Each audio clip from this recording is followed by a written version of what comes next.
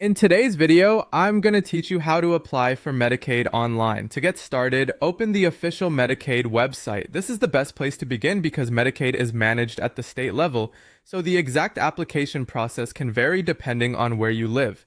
Starting from the official site helps you find the correct contact and enrollment information for your state. Once you're on the Medicaid page, look for the section that lets you choose your state. Go ahead and select your state from the list shown on the page. This step is important because it takes you to the information and services that apply specifically to your location, including where and how to apply. After you find your state, review the options available on that state's Medicaid page. You'll usually see several categories or links related to healthcare coverage, services, and enrollment.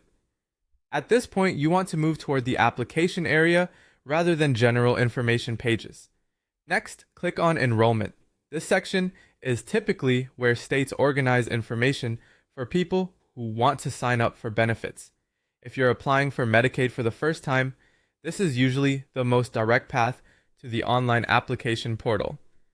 From there, click on Apply for Benefits. This should open the page where you can begin the application process. Depending on the state system, you may be asked to continue through a compatibility or readiness prompt before entering the actual application portal.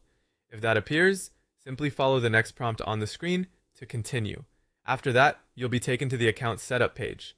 Here, type in a username. Choose something easy for you to remember, since you may need it later to log back in. Check your application status or upload documents. Try to use a secure username that isn't too personal. Then type in your password. Make sure it's something strong and memorable. In most cases, a good password includes a mix of letters, numbers, and symbols if the system allows it.